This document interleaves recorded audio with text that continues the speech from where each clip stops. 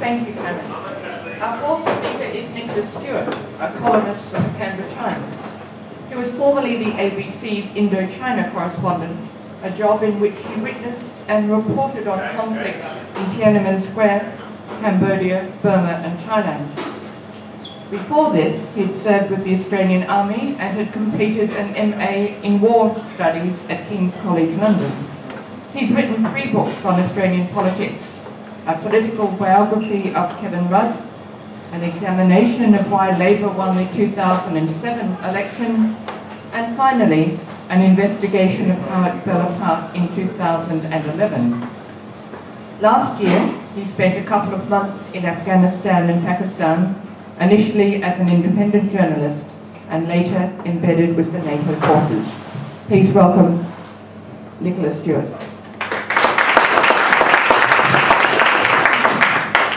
Thank you very much. When Forum Australia first asked me to come today, I thought, great, I don't have to do lunch duty at netball after all. And that was before I found out who my fellow speakers would be. And then I suddenly realised with their excellencies, Karen, Bill, I telephoned back and said, can I go to netball? As it is, I think I better confine myself to what I actually know about. I can't talk about the bigger issues. What I can do is take you to a late evening in the Mirabad, late last year. There was a very good Australian lieutenant there, a senior lieutenant. He'd in fact been so determined to get to Afghanistan, he'd actually changed from 3 RAR back to 2 RAR so that he could get an opportunity to go over to Afghanistan. This was what he really wanted to do. He was there teaching the heavy weapons company of 2 Kandak, which was the best Kandak that, according to Australian observations. He was teaching them how to go through contact drills.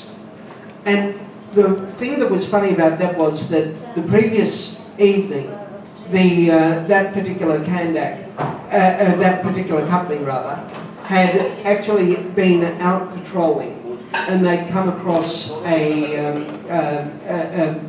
Taliban insurgent group that was actually, they weren't looking for contact, they were moving through the province of Uruzgan. As you may be aware, Uruzgan's in the centre of the country. It's a very backward place, and as a result of that, it's an area that's quite useful for transit, particularly from people coming from the Pakistani frontier area, going through to Kabul. I understand that it was actually a suicide vest that had been taken all the way to Kabul, but it hadn't, they couldn't find someone to wear it, and so they were taking it back to Pakistan for the winter because the war was shutting down. So anyway, the point is this heavy weapons company had been out doing the right thing. They'd been patrolling, and the Taliban had opened fire on them. They'd gone to ground. They'd called in support. They got more people to come out from the base, and they engaged the Taliban. There was a lot of firing that went one way and the other way. But amazingly, and this is what the Australian lieutenant was trying to teach the Afghan soldiers to do, that no one had actually gone round the flanks in the approved way. You go around the flanks and then charge in and capture the enemy or kill them. And so what he was doing late on that afternoon, stony soil, completely bare, he was showing them how you run, dive down, crawl, observe the enemy, aim and fire. And so he was telling them, this is what you've got to do. And I looked round at the Kandak, the Afghan soldiers who were standing there, and they were trying to look interested. They were all obviously very intelligent people. They had been fighting since before this Australian officer had worn a uniform for the first time. And they looked at him, and whenever they saw I was looking, they suddenly tried to pretend that they were paying attention. But really, I think it was out of interest. They could see him hitting the stony soil, giving them, letting them see how they should do it. And they just were looking, fascinated. But then when the time came for them to show how they do it, they didn't dive down, they got down slowly. And I later on asked a couple of people why they didn't run and dive down. And they said, well look, if we damage our clothes, I mean it's okay for the Australians, they've got reinforced bits on their knees and their elbows. But if we damage our clothes, we don't get new ones. We've got, so, you know, why would we rip our clothes up in training?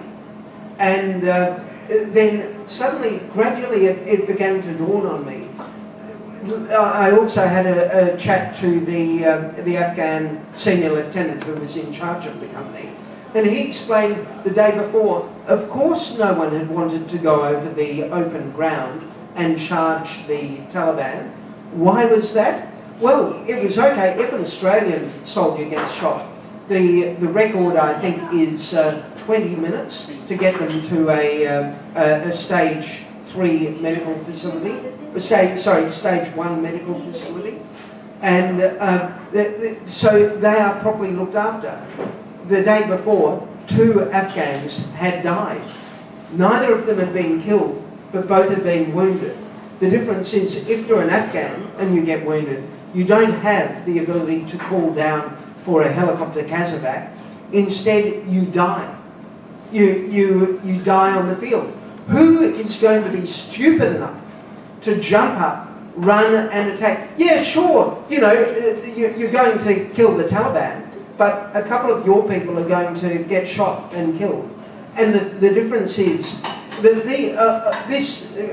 the company of soldiers, they weren't even from the local province, Uruzgan. They were different ethnic groups. They couldn't understand, they couldn't speak Pashtun. They didn't talk to the locals. As far as they were concerned, the locals and their strange customs were a different country. So the point is, by the time I'd actually understood this, I just thought, what on earth is NATO actually trying to do here?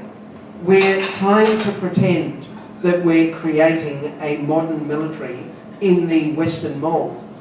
But it's not that's the solution at all. The solution has to be an Afghan solution. It's not something that we can actually enforce or teach people. We're wasting our time. And so that was the issue that I thought after I went over there. I just thought, this is up to the Afghans.